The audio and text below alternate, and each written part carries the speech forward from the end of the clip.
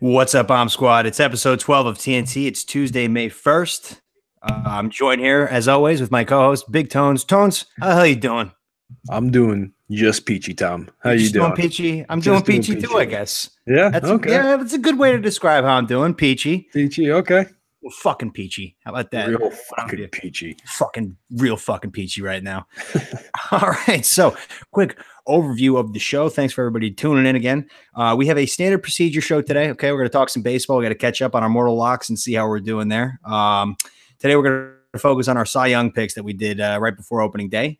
Then we're going to talk about some things that have surprised us so far in the 2018 MLB season. And we're going to close with our world famous segments. How's that sound? Does that sound good to you, Tones? Ready to rock? Works for me. Works for me, Tom. Ready to rock. A further reminder to the Bomb Squad, please, if you haven't already, go subscribe to our Twitter. Well, not subscribe, follow. Whatever the lingo is out there. Yeah, Please follow us. Follow you. Follow me. Genesis. It's a great band, great song by a great band. But before we jump into baseball, we got some news. Is it good news or bad news? I'm afraid it's bad news. It's always bad news. It's not that bad though. It's not people getting sucked out of airplanes, since we decided to start doing these news stories. But every single podcast, radio show, they always have news segments. So I go to the Twitter, I pop open the news stories, I pick one, and we discuss. So this happened. Riders on the Flying Dinosaur at Universal Studios Japan got stuck upside down for 2 hours. Oy.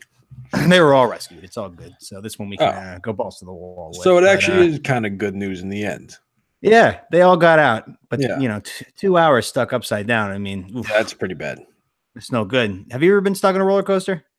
Yeah, I've been. Well, not on a roller coaster. I got stuck on a log flume once. That's intense. Yeah, it was like climbing up. We actually had to get out and like walk down. Like it just totally broke down. Like we had to climb out. It's like a treadmill that takes them up, right? I could see those things breaking easily. Yeah, exactly. It's like a treadmill, and luckily there's like staircase on the side where we're able to walk down. But I couldn't even imagine being stuck upside down. Have you ever been stuck on a roller coaster? Several times. Okay. Well, I went to a camp as a kid for years, and like towards the end of it, like when we were 6th and 7th grade, it was just literally amusement park to amusement park. Like that was literally the camp. It was fantastic. But the law of large numbers, the more roller coasters you go on, the more likely you are to get stuck. Naturally. The most memorable one wasn't even with the camp. It was with my entire family. We were on the Superman ride in Great Adventure. Where like you're flying, where you put your fists out and like do that whole thing. It like tilts your face forward, and you just So that way your face is facing the ground. Yeah. So we got stuck on that, and like that was like an intense procedure. Like we got caught for not 2 hours, but probably a solid 20, 25 minutes. They had to have a guy come over with a megaphone and just be like, keep your head up, arms down, like so that way you get the proper blood flow through your body. Of course, my mom's next to me. She's like, "We're gonna die." It is scary being stuck on that because you're just like, if this thing just detaches, you're just falling on your face with all this metal behind me. Yeah, you're done. Especially because like you don't know when you're gonna get down. Like it could be 2 minutes, or it could be like these people 2 hours. Yeah. The other one I got stuck on was even more intense. It was like it's a generic roller coaster where like it takes you up and then you drop and you go through the station, do a couple loops, and then you go backwards through the same track. Yeah. So once we go through it once, we go up and we're facing upwards and we're ready to go backwards. That's where it gets stuck. We got stuck there for like over an hour. That was intense. Wow. There was like a whole crowd and we were just like sitting there like we could talk to him. So like, I farted up here. Like I was 10. Like, you would have said, guys. I farted.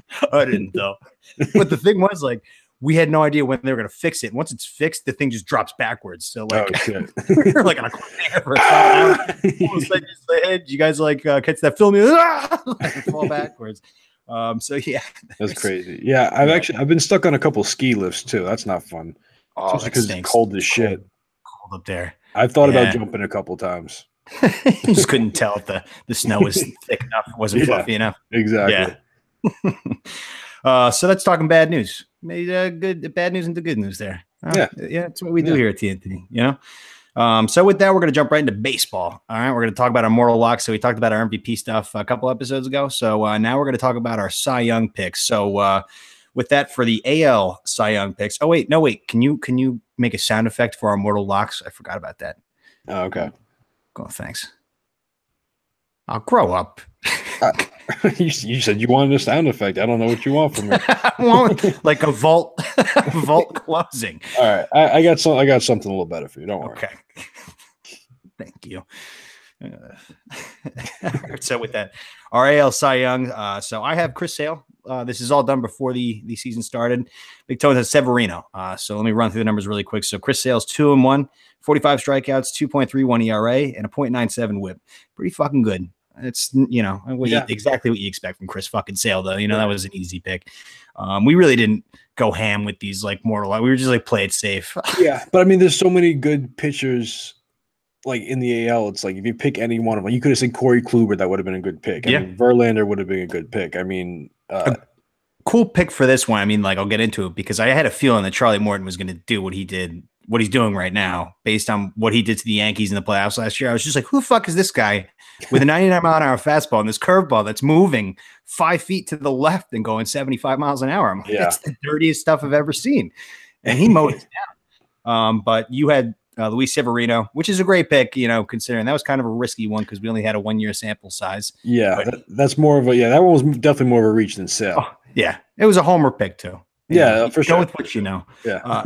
Severino's 4-1, 42 Ks, which is 3 shy of Sale, 2.61 ERA and a .86 WHIP. So technically, like they're pretty much the same pitcher right now, which is awesome. I mean, the thing with Sevy is if you take out that one bad start against Boston, I mean, I haven't, ahead of time, I didn't take that out. But if you take that out, I'm sure his numbers look a lot better, especially the ERA, because he had that one bad start where he couldn't, get out of the – I don't know. He got knocked out real early. He gave up a lot of runs. I don't remember. He couldn't get out of the first. It was the first, right? Okay. I didn't want to say the first and be wrong, but How pissed do you think Red Sox fans are after they signed Chris Sale and he was dominant and they knew they were getting him, and all of a sudden, like, we just had this prospect that nobody really knew about, and he's like the same exact thing. It's they're probably like, what the fuck? Like, this is our time. All of a sudden the Yankees are just here. Yeah, I mean, we're always here, man. We're always ready to go. I mean, we had a couple down years. There were a couple years where we were not here, which is fine. Okay. Like we're not spoiled Yankee fans like a lot of other ones are. I wasn't sitting there booing. I'm just like, hey, it's been really fun. Okay. Yeah. Let's just, the NHL playoffs have been great. Well, like the Rangers were in their prime. So just kind of switch over to that and then just wait for football season, Yeah. Yeah. Well, you watch the games, but it's not appointment television like it is nowadays. But yeah, so Sevs looks great. So with our NL Cy Young, we both had Kershaw. Yeah, I have a lot of notes on Kershaw because I have a lot of money riding on that arm, both with Immortal Locks here and with my fantasy baseball league. He's just – so let me read the stats first. He is 1-4, which isn't his fault because he's pitching great, but 1-4, like that's just the Dodgers being last place right now and not giving him any run support. Yeah, the whole team is shitting the pants. Yep. He's got 42 Ks, 2.84 ERA, and a 1.13 WHIP, which is great. It's awesome. But his last outing, he got fucking roughed up by Miami. He let up like 7 runs, 6 walks on 9 hits. Yeah, it's Miami. Yeah, I mean they had that one game they beat up on the Yankees too. They won 7-8-0 or whatever. So I mean, it was weird. I guess people don't expect. They go into the game like whatever. This is a win. And then Miami's out there playing for their lives, hoping to, keep their job another day. I mean, since Jeter took over, the employee turnover ratio, not so good. Yeah, exactly. It's like a very strong chance of losing your job over in that place. It's like a Walmart. But the thing about him, though, is that, I brought it up a bunch of times, but his fastball is just not at all what it was. And last year he came off of back problems. Like he's always had back problems, but last year was like specifically bad back problems. And they rested him pretty much the entire second half of the year until the playoffs started. But when you're a pitcher like him and you got lingering back problems, like that's no good. And now he's in his 30s. But am I concerned? Not just yet, but I'm starting to think that the old Kershaw that we knew, where he just dominates and just it's always going to be you're lucky if you get 2 hits on the board. I think we're going to get past that. Yeah, very soon. He never really had – I mean, he always had the curveball, but he never had overpowering stuff. I mean, he was usually sitting around 94, 95, maybe get up to like 96. Which is overpowering with the curveball that he has. Yeah, right, exactly. But what I'm saying is it's not like he was throwing 100 and now he's down to 90. So he always had to pitch because 94, 95 isn't always enough to just blow by guys. And the thing with him too, what happened in Miami, if he can't locate his curveball, then he's toast because his fastball is meatballs. You know, it's like he hasn't thrown a single curveball for a strike tonight. Like, you know, let's just keep taking pitches and let him try to figure it out. And if he doesn't, then it's going to be a fastball and it's going to be a meatball. And that's kind of what's been happening a tiny bit. But I mean, overall, he's been great. I was looking at his numbers. It was like, what do you say? His ERA was like 2.66 or something like that. 2.84. 2.84. And what was his whip? It was like 1.13. So, I mean, which is a little bit more than I'd like with Kershaw. But that, I mean, it's a little skewed because he just let up 9 hits against Miami. But he's had a couple games where it's been more than 7 hits against. So that's also why it's concerning. But I'll always get out of it. You know, I think we might see a year or two where, you know, he's not bad, but he's not like that Kershaw until he kind of does, you know, what like CC did, where he kind of figured out how to pitch more. You know, but CC didn't have to do that until he was like 35, 36. So like Kershaw's still got years before that, but like you're right. I think he might actually have to start doing that based on the injury history and the way that his fastball looks. And if he can't locate his curveball, he's just toast out there. Yeah. Anybody can rough him up. And we kind of saw that in the playoffs last year too with him. But you know, outside of our mortal locks, I mean, we got to give a shout out here to Mad Max Scherzer, who's got a 5-1 record, 57 strikeouts, 1.62 ERA, and a 0.82 WHIP. I mean, like this guy, he's just like Charlie Morton. Like I feel like there's this trend where every like few years, there's just a guy who figures it out when he's like 33, 34. And just wins like Cy Youngs, like Cliff Lee with the Phillies. Yeah, you know, like Scherzer was one of those guys. And now I mean, Scherzer's been doing it for a while. It's just like, you know, he was a little inconsistent earlier on. Yeah. But he's always had that. Like Cliff Lee, I felt like came out of nowhere. Cliff Lee came out of fucking nowhere, like at like 33, 34 years old. And he was a starter too. Like a lot of people like today, like there's a blog on Barstool saying like, you know, Charlie Morton, like if there's, you know, they didn't say he's doing steroids, but like it would make sense if it came out that he was, because I mean he's got a 99-mile-an-hour fastball. And he's 34. He was a bullpen pitcher for his entire fucking career up until last year. He was pitching relief against us too. It wasn't, they made him a starter in the World Series, but with us he was a reliever. Okay. So he's saved a lot of innings. That was like how Mariano lasted so long. Like, you know, he never started. It was only an inning at a time sort of thing. Right. So his arm is like fine. It's just only now that they found out about it, like that he can locate a curveball like that on top of a 99-mile-an-hour fastball. Speaking of Charlie Morton too, he's 4-0, 45 Ks, 1.72 ERA, and a 0.98 WHIP. I mean, that's and he railroaded us last night. Yeah. I mean, we were no hit into the 7th, into the 8th? Yeah, no, into the 6th, which has happened with him, Verlander, and Garrett Cole have all done that over the last starts. They've taken a no-hitter into the 6th inning. That's crazy. That's insane. All on the same team. All on the same team. Verlander's 4-0, 48 Ks, 1.36 ERA, 0.73 WHIP. Garrett Cole, 2-1, 61 fucking strikeouts, 1.73 ERA, and a 0.79 WHIP. And then Dallas Keuchel's 1-4, 28 Ks, 4 ERA, 1.3 WHIP, which we take it a second right now instead of Sonny Gray. Yeah. Although Sonny Gray, he did look really good last night. I'll give him that. He looked really good. He looked good for a piece of shit pitcher. No, I mean, what? He did 7 innings, 4 hits or something like that, 6 hits, 4 walks, something. I mean, it's not great. 4 walks, 6 Ks. The walks is all that I'm just freaking. Yeah. I hate walks. Walks, you can't have that. But I mean, you know, if this game that happened last night happened 2 weeks ago, he doesn't make it out of the 4th inning and we end up losing 11-0.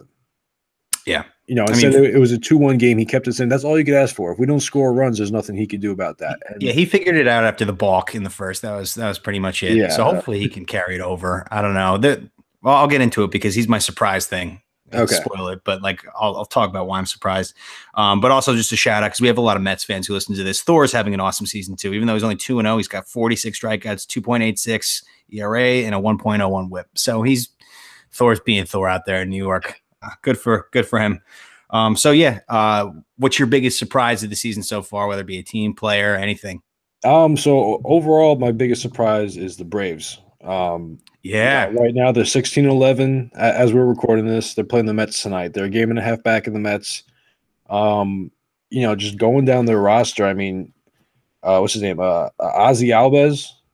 Albies. He's hitting 293, 9 home runs, 20 RBIs, a 988 OPS. Freddie Freeman tearing it up, hitting 314, 4 home runs, 19 RBIs, 995 OPS. Even a guy like Dansby Swanson, who, came up last year, was kind of a disappointment. He started off real hot. He's kind of cooling off now, but he's still hitting 287, 13 RBIs. Brandon McCarthy. When was the last time you heard that fucking guy? He's 4-0 with a 3.09 ERA. Oh, man. And then my biggest surprise, Mike Foltynewicz. You know that guy? I haven't heard him. I haven't heard of that guy. I haven't heard that name. You have? Are you fucking with me? Or no, I really have not. Okay. What's he doing? No, I mean this year he's 2-1 with a 2.53 ERA and 11 K per nine. Oh, and he's a guy that I kind of like in years past had always picked up for like spot starts because he was a younger guy and hoping maybe he has some upside, maybe he'll start figuring it out. And he was always real up and down, real consistent. But I have him this year on my fantasy team, and he's been rock solid. He's only 26. He got drafted right out of high school, so he's a guy to look out for. He might be a rock in that rotation going forward because they have a lot of young guys. I mean, what's his name? Acuna. They just called up. Even they have Preston Tucker in the outfield. He's been hitting. Nick Markakis is hitting like 314. Just picked him up on my fantasy team. I just found out he's like really got a legitimate chance at 3,000 hits in his career. So I was like, all right, I want to get on that train now right now. Yeah, I saw that coming. Nick Mark, he was just kind of just dicking around with the Orioles for like 10 years and no one really paid. Yeah, that's how I found out about it. People down here were like tweeting it up like, oh yeah, he's close to like he's not like close, but he's like the way that his career is going right now, he can get it like, right. Yeah. Very attainable for where he is right now. But yeah, what's that one guy? What's his name? Albies? What's his whole name? Ozzie Albies. Ozzie Albies. That's probably my favorite name. That's a strong name. Other than Al Albuquerque, who will hold number one as long as he's in the league. Yeah. That might come in. Ozzie Albies. That's pretty cool. What about Ugueth Urbina? I don't like that. You don't like I think he like murdered somebody with like a machete. Whoa. I'm pretty sure. like when he was like in Venezuela or wherever he's from, like I'm pretty sure like one of his workers like on his plantation like did something wrong. He attacked him with a machete. I don't get why these guys make all this money and they go back to these countries. Like, why don't you just take everybody there and bring them over here? Yeah, that's a good point. I mean, because can you buy visas and green cards? Like, if you have a lot of money, can you get to the front of the line, sort of thing? I mean, who knows now with the way things are? Yeah, but yeah. I mean, I guess because over there you live like a king. That's true. Like even like you make a couple $1 million here. You could live nice, but if you go to fucking Venezuela with $10 million, like you do anything you want and never have to do anything you want. I forgot about that. I knew a guy his name was Guido. He worked in the warehouse with him. This big, fat, miserable son of a bitch. He just worked in the production line for like 20 years. Apparently, he has like the biggest mansion in like Brazil or something like that. And I'm just like, Guido? What? What's the real estate like that down there? They're like, well, if you don't mind all the rapes and murders that happen, daily, then it's very dirt cheap. Yeah. Like, I had when I was younger, I had a babysitter that was Jamaican, and she used to always talk about how her family had this whole estate in Jamaica where they had tennis courts, they had pools, they had all this stuff. I was like, so why the fuck are you here babysitting me? Like, I mean, Jamaica's like cool down. I want to go there if that's because Venezuela is like far. I don't want to go to South America, but Jamaica I consider pretty much part of the States. Yeah, and they speak English, so it's just like cool runnings. Ever seen it? Love it. Read a book. Yeah, I'm on. All right. So my biggest surprise, obviously, like I just brought up, is how bad Sonny Gray has been. Yes, we just talked about how he bounced back a little bit last night, but I mean, bringing up the walks, he's got 23 total strikeouts in the year. He got 19 walks. So pretty much every time he strikes out a guy, he fucking walks a guy, and he just puts himself into these stressful situations. Put stress on me too. Okay, I got to sit there and watch it. He's not the only one who's getting stressed out with these innings. He's got a 6.67 ERA, so there's no faith in me to sit there and like be like, oh, you should get out of this. Yeah. He's 1-2, 6.67 ERA, and a 1.93 ERA. He's almost letting up two guys in an inning. Yeah, walking him, then letting up a hit, and all of a sudden you got men on like the corners, and then he'll get out of it a little bit. But Michael Kay put it the best in a broadcast a couple games ago. He's got some like nasty fucking stuff, like lethal stuff. But for some reason, he just doesn't trust it at all. And he's really trying to just like get guys to chase. Yeah. He'll like throw this gnarly curveball and they're not going to bite because you stink right now. So like just throw it in the zone, man, and see what happens. Yeah. No. And what they did, what I was listening to the game last night, what they said, was that he wasn't calling his pitches. Like, basically, I guess they get the pitches from the dugout, or Romine would call it, or either way. But it was just, there was no shaking off. Just whatever you put down, you had to throw. And he didn't have to think about it. He just went up there and he just started pumping, and he, I mean, yeah, there was still a couple of walks, but he was definitely getting a lot more strikes and making a lot better pitches. I mean, there was one curveball he threw, like a backdoor curveball. I just looked at it and I was like, that was filthy. Exactly. Like, if he can throw that like on a consistent basis, then you don't have anything to worry about. You got that dirty curveball with like a 95-mile-an-hour fastball. I mean, it's just, he's got the stuff. Yeah, it's just, I think it's just a mental thing. And like you just brought up a huge point. Like, you just gotta, like, because that's what Sale does with his catchers. They throw down the sign, then he throws it. Doesn't think about it. Romine's got to get out there and just, he doesn't need. We got to stop going to the dugout and getting the fucking calls from them. Just like Romine's been doing it long enough for. He's the perfect guy. Who's a defensive catcher. Could get you a couple singles here and there. Not the best. He's a real big clutch hitter. Yeah, he comes up big in big situations, but other than that, he doesn't really do. Yeah, but that's what you want. Exactly. Backup catcher. Exactly. Like we had Ryan Faraday forever behind Jorge, and like he was a specialist defensive catcher too. Who would always come up a little bit clutch too every year, and like excuse me. But yeah, that was I don't know. He had a good start last night. We'll have to see if he can keep it going because I mean, obviously, I would say that Houston's the best team in the entire majors. With I don't even know their record. Don't care what the record is. They're better than everybody. So to him to pitch like that against a team like this is pretty good. So with that, we're going to take a quick commercial break, and then we're going to jump into our world famous segments, baby. And we're back. We got our segments. We got a couple new ones for you. We're going to have some laughs. We always guarantee laughs, even when we have to talk about sports. I hope it's interesting because it's coming from a couple of guys who really don't know what they're talking about. But excuse, was that your stomach? That was my that pick up on man. That was loud. You hungry? What's your dinner? Yeah, I'm gonna meatloaf. You got meatloaf tonight? Yeah. Do you really? Yeah. Well, the only thing is my mom doesn't eat beef, so it's turkey meatloaf. Oh, so it's still good, but it's not like meatloaf. That's fine. God, I'm jealous. We were literally just talking about meatloaf today. It's my favorite food. I love meatloaf. I also love the artist Meatloaf. He's great. Bad Out of Hell.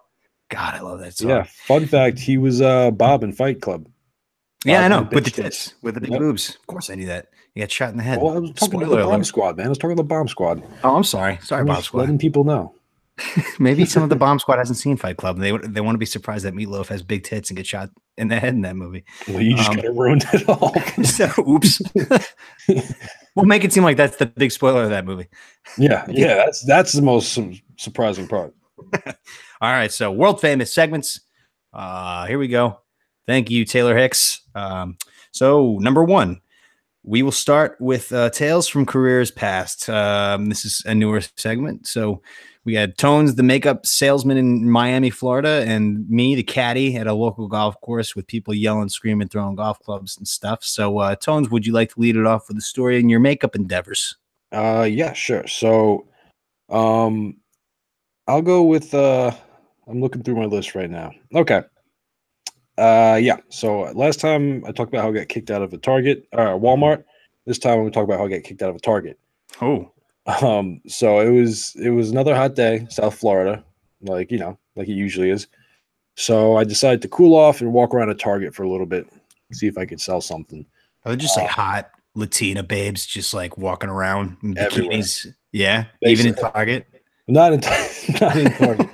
But if you go to South Beach is crazy. It's just a revolving door because everyone there is on vacation and it's hot year round. So it's beach weather year round. So you can go there any time of year and there's just babes everywhere. You ever like just see like a Latina girl with big tits and just like be like, man, I'd love to like sit on that pair of jugs and fart on it. See it sounded with me every fucking day. I'm sorry to interrupt. No, it's fine. And the crazy thing about South Beach is there's certain parts where you can go topless. Oh, so like I used to walk on the beach and sell, and like, did you wear a top? Sometimes, depending how I was feeling that day. So yeah, I was in Target because, like I said, it was hot. And I'm walking around, and there's a security guard in the Target, and I see him kind of eyeing me. Don't do it, kid. Like a couple aisles away, and so I see him like I'm walking like past 3 or 4 aisles, and I see him kind of going the other way. So what I do is I stop behind one of the aisles and I shoot back the other way, and I start zigging and zagging, going through aisles, and he starts running after me. He finally catches up to me, and he's all out of breath, and he's just like, "I got you. Get the fuck out of here! Like, you can't do this shit in here. Get out now before I call the cops." I was like, "Damn, dude! Like, what are you do? Like, what are you like out of breath for? Like, are you chasing me?" And he's like, "Yeah." I was like, "I wasn't like doing anything. I wasn't trying to hide anything." He's like, "You know, you were running," and he got real mad. He was like, "You were running." And so you got banned from Target right after Walmart. How close were these events? Was it was a daily event to get kicked out of a Walmart or a Target. That sucks. And some kind of box store. Sometimes I even go to grocery stores and do it. I get kicked out of grocery stores. I go to malls. I've been kicked out of. I can't even count the amount of malls I've been kicked out of. Yeah. Did you try like going on the corners and like being corner kids from The Wire, but with like cosmetic products? Yeah, no, I did that too. I tried. Like I said, I used to go to South Beach and just walk up and down the beach and do it. I'd post up on corners on Ocean Boulevard down there. So like literally anything you could think of. Hey, yo, you got makeup? Yeah, what do you need? It was just slinging $20 bags of makeup, man. Sling that powder. That's greasy. So Target, Walmart every day. Just about. Like usually like what I would do is I would start out going to like normal stores and doing like what I was supposed to do, like actually talking. Like basically what we would do is we'd walk into a store, walk up to like the front desk and just like start pitching the employees. Like if they weren't busy. And also this is a job where you have to sell because it's commission based and there's no salary, right? 100% commission. Yeah. So you're really fending for yourself out there. Yeah, I mean usually I just do that, walk in, pitch the employees, but at the end of the day, like if you didn't make a lot of money and you have like an hour left and there's a Walmart and it's packed parking lot, like I'm gonna go in there because that's most people I can see in the quickest amount of time. Yeah. You know, so it's just like, and you get kicked out. Honestly, like I would go back to the same Walmarts over and over again, just like, you know, give it a week and let it rest. There's actually a couple. There's one in I think it's in Hackensack that like the guy would still probably remember me if I went there. You just see me get out. Get out of the store. Did you ever try to attack Publix? Or is Publix all the time? Okay. Publix, Winn-Dixie. Yeah, no, it was just, you know, Publix low-key has great bagels, by the way. I'm not sure if you ever bought. Yeah, they had a little dozen bagel pack. Like they're not like bakery ones, but they're like Thomas's Bagel, except their store brand, whatever their private label was. Yeah, those bagels are the bomb. They have awesome popcorn too. They have these giant bags of popcorn they sell for like $2, like literally like a foot and a half tall.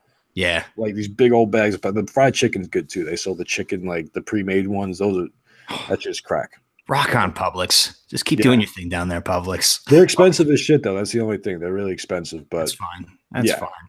I'll pay for that kind of service and that kind of delight. Yeah. So for me with my caddy stories, so we have a whole arsenal, and I was talking to because I have like my whole family caddied. So I was like, does anybody remember like anything that I'm forgetting with caddy stories? Like if you haven't, just like funnel them towards me.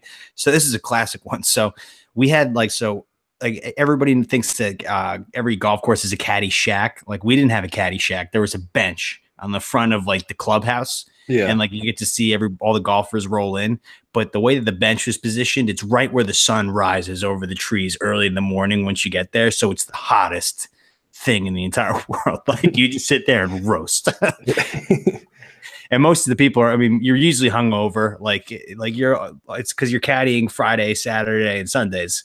So like typically you're very hungover. And there's a lot of weird caddies. They're they're called lifers, people who will caddy for their entire life, and they're just old. They think that they're members at this point because they've been doing it for so long. They think they're professionals. They end up lying about a whole ton of stuff. But there's this one particular like nerdy guy. He's been doing it forever. And he likes to caddy for the women on Tuesdays and Wednesdays. Nobody that's the worst is when you caddy for the women. I'm not being sexist, just women stink at golf. when it comes to like private clubs, like, you know, not like, the LPGA is great, but like when it comes to like wives of the husbands, like, I mean, this is the baby boomer era of people. So it's like the wives never worked. They just tagged along. The husband did all the work and they'd play golf with their friends while the husband plays bridge in the clubhouse sort of thing, you know, and they're so bad and they're so bitchy. It's such a hard fucking job. Like it's like 230 yards out. She's like, what do you think I should hit? I was like, everything you fucking got. Like you max out at like 45 yards a shot. Just take your 7 wood and fucking keep going. They're so full of themselves. But this one guy, He comes up to a buddy of mine who's just like so hungover this particular morning, and it's so hot, and it's just like it's such a bad day because I think the tournament actually was a women's like member guest that they had to have on a weekend because it got pushed back or something like that. Okay. So everybody was in a fucking pissed off mood. So this fucking jolly ass lifer comes in. He's just like, oh man, like you should have seen it yesterday. Mrs. Appleby, she played so great. Like on the first hole, she went 7 wood, 3 wood on the green, 2-putt for a bogey. It was incredible. And then he just kept like rattling off the round, like he was making it competitive, or he wanted like his woman to win the tournament. My buddy's hung over shit, just like because everybody would always just listen to this guy's stories and just be like, yeah, all right, like, cool. It's great to hear. He looks up at him and he's just like, Mark, no one gives a rat's ass. Looks back at him and he's just like, great attitude, Kevin. That's great attitude. He's like freaking out. That's why you're not going anywhere in life. And he's like, this is all coming from a guy who's been caddying in a local golf course for 40 years. Like, you're not going to get anywhere with an attitude like that. And he's like, what are you still doing here? And then he told me my life, you idiot. Nobody wants to hear about Joan Appleby's fucking like 18 holes yesterday. Sorry. What'd she shoot? A 128? And they do. That's what they always do. Yeah. But yeah, plenty. I can bash on the women golfers at that that private course like all day long. They're the worst. They treat you like shit, man. Oh my god. Like rich white women are the worst. They're like the 60 to 80-year-old women nowadays, like at a country club, are the worst. Yeah. They're so full of themselves and like they talk shit about each other all the time. And you're like, I'm an 18-year-old kid. I don't give a rat's ass about like this. It's definitely like Gossip Girls, kind of like it is like Mean Girls. It's complete Gossip Girls, Mean Girls, like girls getting fights, women get kicked out all the time because of it, like because they're like talking shit and like, no, we can't play with her because like she cheated on the 7th hole. Like fuck cares? She grounded her club in a hazard last week and she didn't take a stroke penalty, so we can't play with that. It's like, lady, shut the fuck up. Unbelievable. So yeah, that's that. So move on. So we have a brand new segment. It's a riddle. Oh. So Tones is going to have 1 minute to get this riddle. I'm going to start a clock. Okay. I'm going to read it to him. I'm going to read it to him again, and then I will start the clock. Okay. Okay. So, Tones, are you ready? I'm ready. What has a head and a tail, but does not have a body? Again, what has a head and a tail, but does not have a body? I'm going to start the timer. Wait, coin. Got it. Damn it. I should have only read it once. Well, no, I would have got it as the first one. Should I have waited until you play the music? Or? No, it was playing the whole time, I think. The way that we'll do it was playing. Okay. Do you have another riddle? I don't have another one, no. Well, all right, I have another one. Yeah, keep the music going. Okay. One monkey jumps off the tree, okay? Kills himself. I like monkeys. Yeah, keep going. His buddy, the other monkey, sees that he jumps off too. Why? He was holding his bananas. No. Monkey see, monkey do. I should have went with the monkey one. I knew it. It was the first one I wrote down. And you should give me more guesses too. I mean, I had no. Okay. So I only get one. Well, you got the original one right. So this is going to be a competition that will kind of okay. But what I'm saying is going forward is like if I should have a full minute to guess it. Yeah. Like well, if you need it, if it was that easy, bada bing. Like, right. But I'm saying like if I make a guess in the first 5 seconds and it's wrong, I should have 55 more seconds. Is what I'm saying. Okay. Oh, so that way you can mind fuck yourself. Yeah. You can kind of play with it a little bit. Yeah. I think everybody at home knew that one though. I'm just really bad at riddles. I thought that was a good one. We'll workshop it. We're working on it. All right. So, we need to say something. No, so that's what we do on here. We kind of figure things out during the podcast. Sometimes you gotta throw things at the wall like shit, and see if it sticks. Yeah, trial by fire. You think if you threw shit at the wall, it would stick? Some of it would. Yeah, that's the whole point. Yeah, but most of it would fall. Yeah, but that's why you throw a bunch of shit at the wall because something's gonna stick. Yeah. Oh, I'm an idiot. that brings us let's bounce off before I embarrass myself even more. You got turds bouncing off the walls.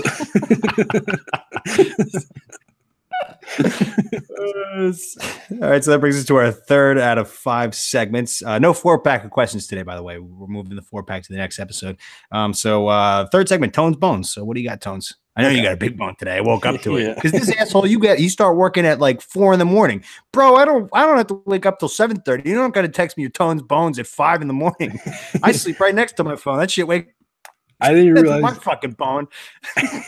Okay, that's a fair bone. I didn't realize it would wake you up like that. I'm a heavy sleeper, so I sleep through all that shit. But good to know. I didn't want to forget. I didn't want to. But all right. So anyway, so I got carpet bombed by a bunch of birds. My car got carpet bombed. There's bird shit all over my car, and we'll put the picture on Twitter. We have a picture. We'll put it on our Twitter. We have a picture, and keep in mind that picture was after it rained last night, so like some of it washed away. It was worse. But I guess like wherever I park, like by my house, the birds just like sit. And this is the first time it's happened. You know, I've been parking. Hey guys, toilets here. Yeah, exactly. They just sit on this one corner of my roof and they just shit directly on my car. And it's just like I don't understand why you have to be so rude. Glasses come off.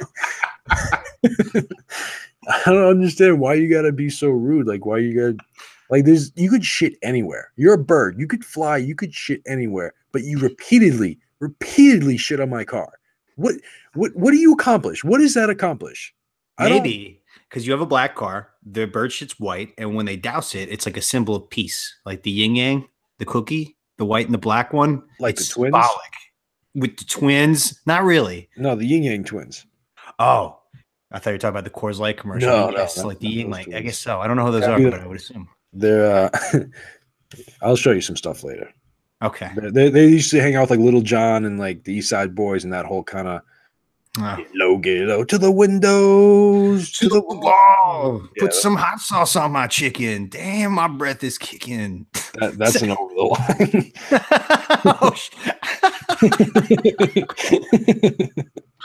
That wasn't from my own brain. That was something. I didn't even think that was racist. That was just a funny song when I was a kid. I mean, the whole hot sauce. I mean, after Hillary Clinton walked around with a bottle of hot sauce in her purse, so that's just that was anonymous. That was a massive over the line on Hillary's part. Oh, got my hot sauce here. Let me put it on my salad. I don't remember what we were talking about.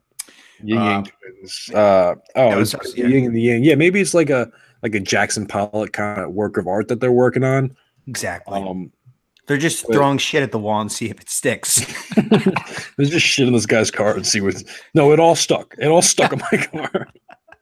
These fucking assholes. But yeah, I don't like. I came out for work the other day and there was a bird like sitting on my like side view mirror. I was like, "Get the fuck out of here!" Fucking bird. Chased him away real quick. It was enough shit where like if I had to like ride shotgun in your car, I would sit in the back seat. It's all over the side door, like on the handle and everything. It looks all wet. Like from the top of the side, like the passenger side, like down to the bottom, it's just like streaks of white, like thick white.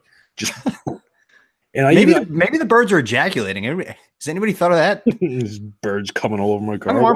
My poop is the opposite color of theirs. It's a little fucked up. Anybody ever look into that? You think they have black jizz? Whoa. Do they even have dicks? I don't even know how birds work. How do they? Do they fuck in the air? Do they fuck on the ground? I don't know. Is it like a plane refueling? They just like dock midair, like an Air Force One. Yeah, they just fly in and dock and then leave. I don't know. I don't know how it works. It's a good question. It's definitely on YouTube. We'll look it up later. I know ducks have dicks and they're like squiggly. They look like pigtails. Swear to God. Google a duck dick. I don't want to. I don't know if it looks like that. I'm thinking of like a pigtail. That's exactly what it's like. It's just kind of. It's because when I was in Florida, there was like ducks down there, and I guess when they were like in heat, like in the right season, like they would just see them walk around, just like strutting their dicks around. Yeah, real. Yeah, I don't know. Fuck birds though. Birds definitely have dicks, but they're definitely very small. I'll look it up later. There's definitely bird fucking on YouTube. I'll get into it. Maybe we'll post it on the Twitter page. Just Google bird dicks, see what comes up. All right. I'll do that after the show. All right. So I had a Tones Bones brought up, but you know what? I want to make sure that my Tones Bones resonates completely, that you don't text me anymore at 5 a.m. about birds crapping on your car and stuff. Just if you have something to say, just write it down your notepad. And then when 7:30 hits, just text them all at once. I'm up taking a dump. I need stuff to look at. Okay. All right. I wake up 30 minutes early, so that way I could take a 20-minute dump. So you got 10 extra minutes in there to answer my text. Yeah, exactly. All right. So for our fourth segment out of 5, we have a change my mind. So Tones came out of nowhere with this. He doesn't think golf's a sport. It is not. Before we get into it, I just want to ask, what's your problem? I don't dislike golf. I just don't think it's. I think it's.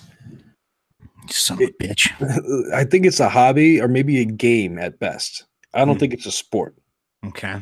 There's not a whole. What in your mind needs it, like it makes it a sport? Like what makes football a sport? The pure athleticism? I think the fact, no, not necessarily. I think the fact that there's, two sides of the ball kind of thing. Like you look at basketball, there's, you're on offense, you're on defense. Baseball, you're pitching or you're hitting. Football, you're on offense or defense. Yeah, but you have that in golf too. There's not defense in golf. If you have if you got like a 9-stroke lead on Sunday and you're trying to win the tournament, you play defense. You play smart. You don't go for the pins. You go for the right sides of the green.